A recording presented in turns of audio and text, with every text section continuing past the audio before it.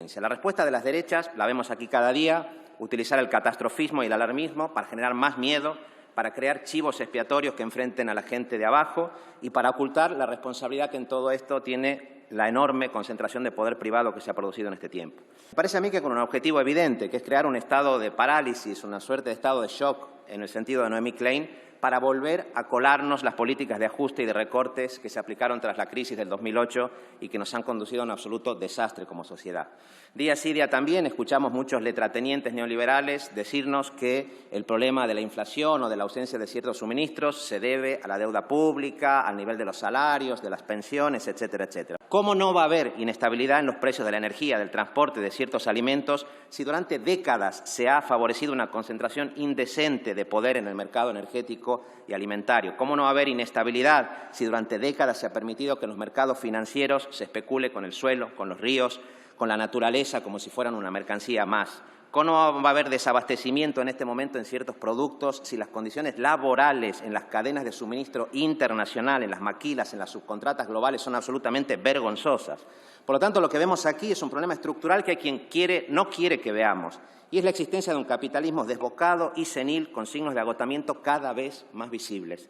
¿Y qué es la irrupción planetaria de la ultraderecha sino el intento de responder a la decadencia de este capitalismo zombie generando miedo y generando violencia? ¿Contra quién? Pues lo vimos hace una semana cuando Vox votó contra 2 convenios de la OIT, contra las clases trabajadoras, contra las mujeres, contra las personas migrantes, contra quienes protesten contra esa violencia sistémica. Esa suerte de contrarrevolución preventiva que estamos viviendo es el programa del 1% privilegiado del mundo en este momento. Pero como decía hace poco nuestro compañero Pablo Bustinduy, para frenarlo no basta con invocar el miedo a quienes generan miedo y generan odio. Hacen falta respuestas estructurales, de fondo, tanto en el ámbito interno como en el ámbito europeo e internacional.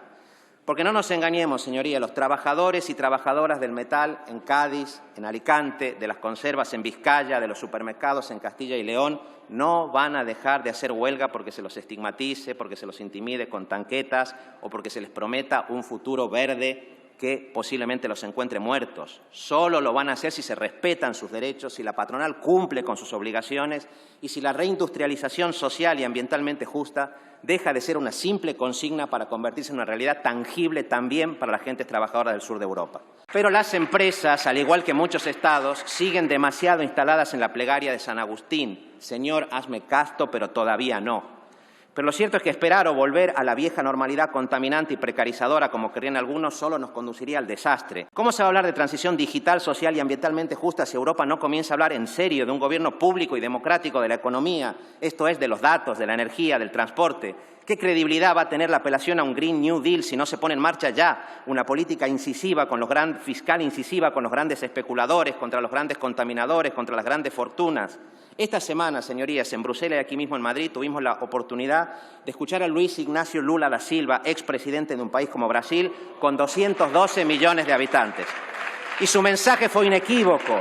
El gran problema de nuestro tiempo sigue siendo la desigualdad, que a pesar de las grandes palabras y de las grandes promesas se ha disparado de manera escandalosa durante la pandemia. Y la función de los Bolsonaro, la función de los Kast en Chile, de quienes esta propia Cámara defienden al franquismo o lo hacen en sus misas, es actuar como la guardia de cops, como los matones de ese 1% privilegiado que concentra más poder que nunca y que es el principal responsable de la emergencia social y climática que vivimos.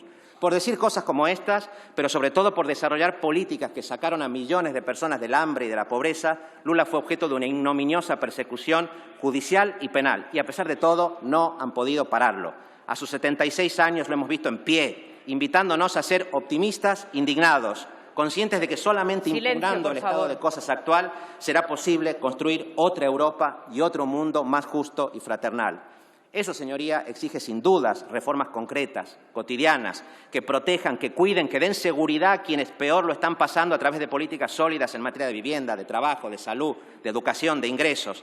Pero, si esas reformas quieren perdurar, deben ser reformas estructurales que vayan a la raíz del problema. Por eso deben inscribirse en un programa de transformaciones más amplias, un programa, señorías, que no se resigne a convivir con este capitalismo global, irascible y decadente, sino que asuma la necesidad de crear un orden social distinto, más solidario, más cooperativo, capaz de llevar la democracia no solamente a la esfera política, sino también a la esfera económica. Eso, señorías, es necesario, es urgente y si hay voluntad política y social, también es posible. Muchas gracias. Muchas gracias, señor Pisarello.